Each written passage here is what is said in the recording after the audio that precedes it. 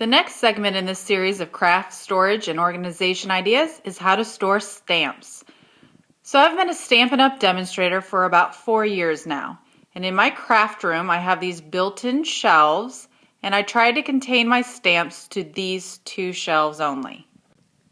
So in the top left I have my clear stamps, the bottom left are my wood stamps, and then over to the right are my retired stamps, which I try and sell yearly. And so next week when I have my retired sale, I hope to actually get rid of some of these to make room for the new ones.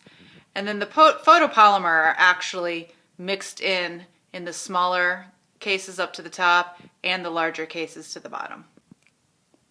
I really only use Stampin' Up! Stamps, which come in wood up at the top, clear in the middle, and photopolymer.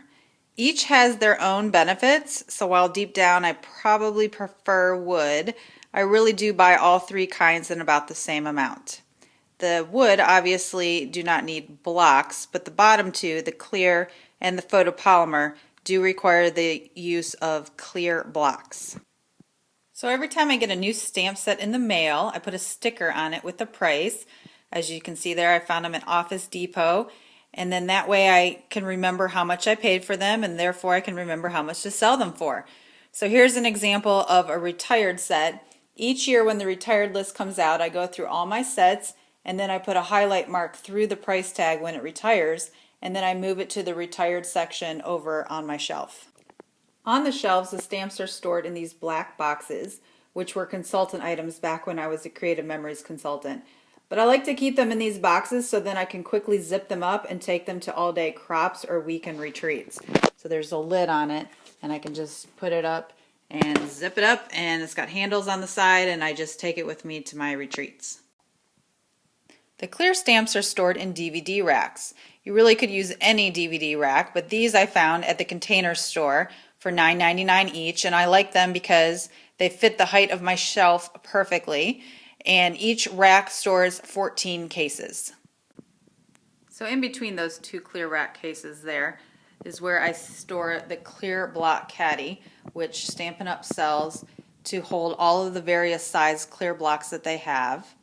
And there are different ways about how to clean these, and you could see I prefer to just put a little bit of adhesive on my clear blocks to make sure that the clear stamps stick. But there are other methods that people prefer to keep their blocks clean. For the wood stamps, Stampin' Up! Used to sell them in these clam shell boxes over to the left, but recently they switched over to these nice boxes to the right, which come in 2 sizes, the large and the small, and they stack much more neatly on your shelf. The name of the stamp is going to be on the spine, well, it's on the front, and it's also on the spine, so you can see it easily from your shelf. And it also includes here the number of stamps in that set. I just converted all my old clam shell boxes over to these new boxes for any stamp that was currently in the 2014-15 catalog. And you can buy the empty boxes and then print out the cover to put on the inside. So you can see my blog for more details and for the PDFs to do that. I'm also a Paper Pumpkin subscriber, which is a monthly subscription plan where subscribers get a surprise kit each month in the mail with all of the supplies, except adhesive, included to make that project.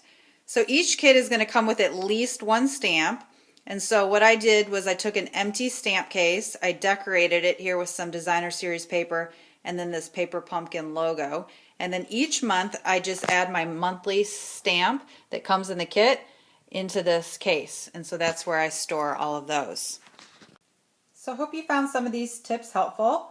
Feel free to leave a comment and stay tuned for more videos with storage ideas. In the meantime, you can find me at Hand Stamp by Cheryl. Thanks for stopping by.